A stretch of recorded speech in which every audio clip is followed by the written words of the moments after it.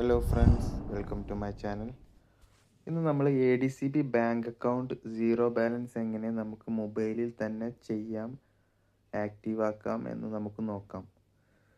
അതിന് നമ്മൾ ADCBയുടെ ഹയാക്ക് application download ചെയ്യേണ്ടതാണ്. ഗൂഗിൾ പ്ലേ സ്റ്റോറിൽ നിന്നോ അല്ലെങ്കിൽ നമുക്ക് ഗൂഗിൾ ക്രോമിൽ നമുക്ക് ADCB ഹയാക്ക് എന്ന് സെർച്ച് ചെയ്ത് നമുക്ക് ഡൗൺലോഡ് ചെയ്യാവുന്നതാണ്. അപ്പോൾ നമ്മളുടെ ചാനലിൽ ഇനിയും നല്ല നല്ല വീഡിയോസ് വരാൻ നിങ്ങൾ എൻ്റെ ചാനൽ സബ്സ്ക്രൈബ് ചെയ്യുക. അപ്പോൾ നമുക്ക് വീഡിയോയിലേക്ക് പോവാം. ഹയാക്ക് ആപ്ലിക്കേഷൻ ഡൗൺലോഡ് ചെയ്ത് ഓപ്പൺ ചെയ്യുക. അതിൽ നമുക്ക് ഇൻ്റർഫേസിൽ കാണാം ന്യൂ ആപ്ലിക്കേഷൻ റിട്ടേണിംഗ് യൂസർ. നമ്മൾ പുതിയതായിട്ട് തുടങ്ങുകയാണെങ്കിൽ നമ്മൾ ന്യൂ ആപ്ലിക്കേഷൻ ഓപ്പൺ ചെയ്യണം. ഇനി അഥവാ നമ്മൾ ഓൾറെഡി ആപ്ലിക്കേഷൻ ഇട്ട് അതിൻ്റെ സ്റ്റാറ്റസ് നോക്കാനാണെങ്കിൽ റിട്ടേൺ ആപ്ലിക്കേഷൻ നോക്കണം. നമ്മൾ ന്യൂ ആപ്ലിക്കേഷൻ കൊടുത്തു.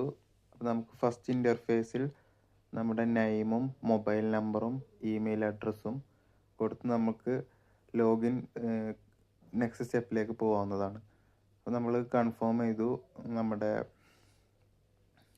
ഫസ്റ്റ് സ്റ്റെപ്പ് മുന്നോട്ട് പോയി. അപ്പോൾ നമുക്ക് അവിടെ കാണാം ബാങ്ക് ത്രൂ ഇമെയിലും എല്ലാം നമുക്ക് ലഭിക്കാൻ വേണ്ടി എല്ലാം ടിക്ക് ചെയ്യുക. ഇപ്പോൾ ബാങ്കിൻ്റെ ഒരു അഡ്വർടൈസ്മെൻ്റ് അവിടെ കാണാം. ഓഫറൊക്കെ നമുക്ക് നൽകുന്ന ഒരു അഡ്വർടൈസ്മെൻറ്റ്. അതിനുശേഷം നമ്മൾ മൊബൈലിലേക്ക് ഒരു OTP വരുന്നതാണ്. OTP നമ്മൾ കറക്റ്റ് അടിച്ചാൽ നമുക്ക് അവിടെ കാണാം നെക്സ്റ്റ് സ്റ്റെപ്പിൽ കറണ്ട് ഓർ സേവിങ് അക്കൗണ്ട്. അപ്പോൾ നമുക്കതിൽ കൺവെൻഷണൽ അക്കൗണ്ടും ഉണ്ട്, ഇസ്ലാമിക് അക്കൗണ്ടും ഉണ്ട്. കൺവെൻഷണൽ എന്ന് പറയുമ്പോൾ അത് നമുക്ക് ഇൻട്രസ്റ്റ് ഒക്കെ നൽകുന്ന ഒരു അക്കൗണ്ടാണ്. ഇസ്ലാമിക്കിൽ നമുക്ക് ഇൻട്രസ്റ്റ് ഒന്നും ഉണ്ടാവില്ല.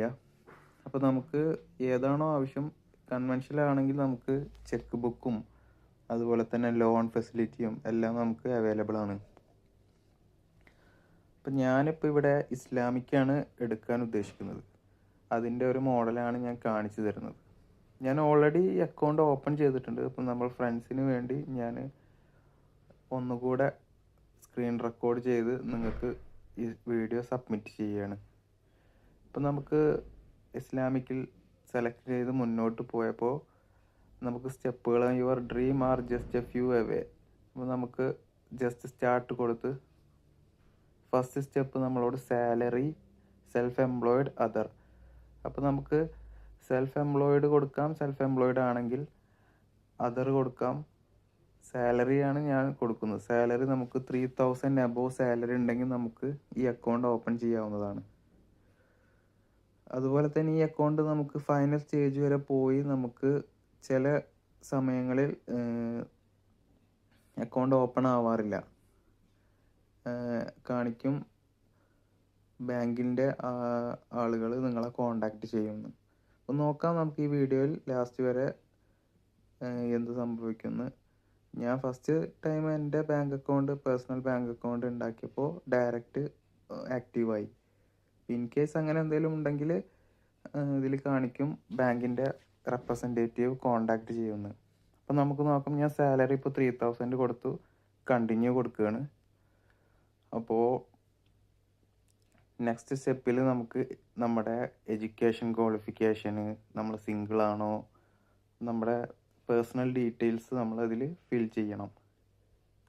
നമ്മുടെ കമ്പനിയുടെ പേര്, ഏത് ഇൻഡസ്ട്രിയിലുള്ള കമ്പനിയാണ്, എന്ത് വർക്കാണ് നമ്മളവിടെ ചെയ്യുന്നത്, നമ്മൾ എപ്പോഴാണ് അവിടെ ജോയിൻ ചെയ്തത്, അങ്ങനെയുള്ള എല്ലാ ഡീറ്റെയിലും നമ്മളതിൽ കൊടുക്കുക.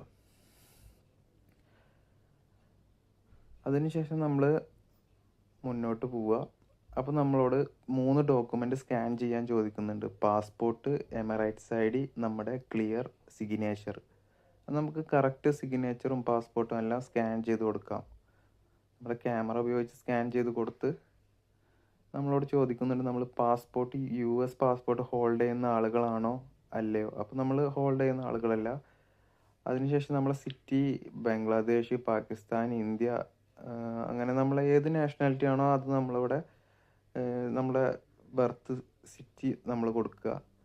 നമ്മൾ നെക്സ്റ്റ് സ്റ്റെപ്പിൽ നമ്മളോട് ചോദിക്കുന്നത് സാലറി ട്രാൻസ്ഫർ ആണോ, സേവിങ്സ് ആണോ, ഇൻവെസ്റ്റ്മെൻറ്റ്, ലോൺ.